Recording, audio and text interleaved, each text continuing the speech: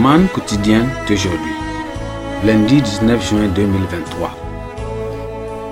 Thème: de la grâce à la disgrâce, ou bien de la grâce à la honte. Prions. Père, nous te remercions. Te glorifions pour cette opportunité que tu nous as donnée. Tu es un Dieu amoureux. Tu nous entends. Et tu veux que, Seigneur, nous marchions selon ta volonté pour que nous puissions faire le ciel à la fin. Nous prions qu'à travers ta parole, Seigneur, induis-nous dans tes bonnes voies. Parle-nous et donne le cœur qui obéit lorsqu'elle écoute. Seigneur, merci car tu nous as exaucés. Au nom précieux de Jésus, nous avons prié. Amen.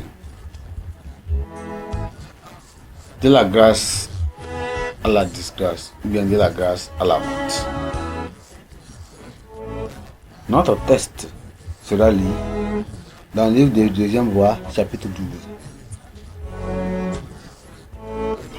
12. 2e Roi, chapitre 12, nous avons lu verset 17 jusqu'au verset 21. La 7e année de Jéhu, Joas devient roi et il régna 40 ans à Jérusalem. Sa mère s'appelait Tchibja de Beersheba. Joas fit ce qui est droit aux yeux de l'Éternel tout le temps qu'il suivait les directions du sacrificateur Jehoiada. Seulement les hauts lieux ne disparurent point, le peuple offrait encore des sacrifices et des parfums sur les hauts lieux. Joas dit au sacrificateur: tout l'argent consacré qu'on apporte dans la maison de l'Éternel, l'argent ayant cours savoir l'argent pour le rachat des personnes d'après l'intention qu'il en était faite, et tout l'argent qu'il vit au cœur de quelqu'un d'apporter à la maison de l'Éternel. Que les enfants le prennent chacun à la part ou de la part des gens de sa connaissance, et qu'il l'emploie à réparer la maison partout où il se trouva quelque chose à réparer. Mais il arriva que le 23e année du roi de Joas, les sacrificateurs n'avaient point réparé ce qui était à réparer à la maison. Le roi Joas appela le sacrificateur.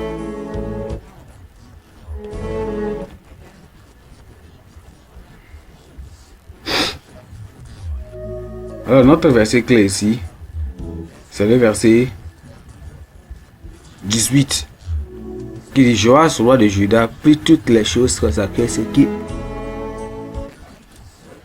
avait été consacré par ses frères, roi de Juda, ce qui avait consacré lui-même, et tout l'or qui se trouvait dans le trésor de la maison de l'Éternel et de la maison du roi. Et il envoya le tout à Hazaël, roi de Syrie, qui ne monta pas contre Jérusalem.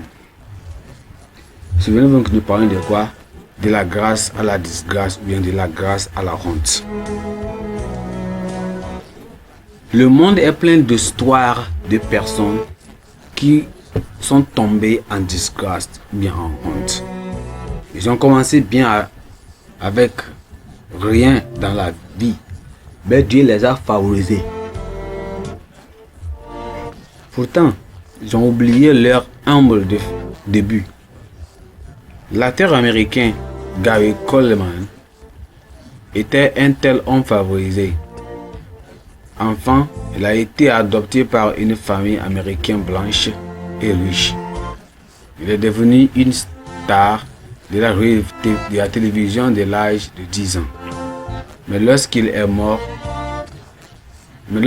mort à 42 ans, il était devenu un homme pauvre et violemment en colère.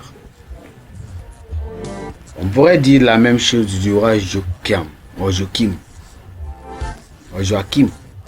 Il a été gracieusement sauvé de la mort par sa méchante grand-mère, la reine Athalie.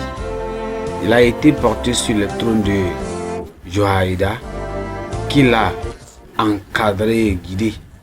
À peine Joaïda est-il mort que Joas trahit son menteur. Il a donné toutes les choses sacrées que son père et son grand-père gardaient dans le temple à Hazaël pour l'apaiser contre une attaque sur Jérusalem. Dans 2 Chroniques chapitre 24, le verset 21 et jusqu'à 25, on voit ce qui s'est passé là-bas vraiment, comme je viens de le dire. Alors nous voyons que Joas a sombré dans l'idolâtrie et a tué le fils de son mentor qui essayait de le mettre en garde contre l'idolâtrie. Il a finalement été tué par ses propres serviteurs qui se sont sentis trahis par le fait qu'il ait tué le fils de son bienfaiteur. Certains d'entre nous étaient sur une bonne voie rapide vers l'enfer et l'autodestruction lorsque l'évangile de Jésus nous a sauvés. Mais le succès est devenu la perte de certains croyants. Satan fait en sorte que ces personnes oublient leur passé peu glorieux et se concentrent sur leur succès. C'est pourquoi la Bible prévient en disant dans 1 Corinthiens chapitre 10, le verset 12 que celui qui croit être debout prenne garde de tomber.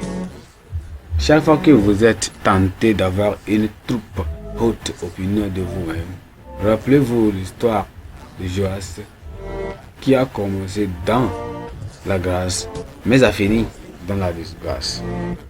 C'est en cela que nous ne devons pas être bons ou bien propres à notre propre histoire. Nous devons veiller et prier. Amen. Pensez du jour. Ne laissez pas la disgrâce remplacer la grâce dans votre vie. Ne laissez pas la disgrâce remplacer votre grâce devant Dieu. La Bible en un nom. 2 Thessaloniciens chapitre 1 jusqu'au chapitre 3. 2 Thessaloniciens chapitre 1, chapitre 2 et chapitre 3. Merci, que le Seigneur vous bénisse.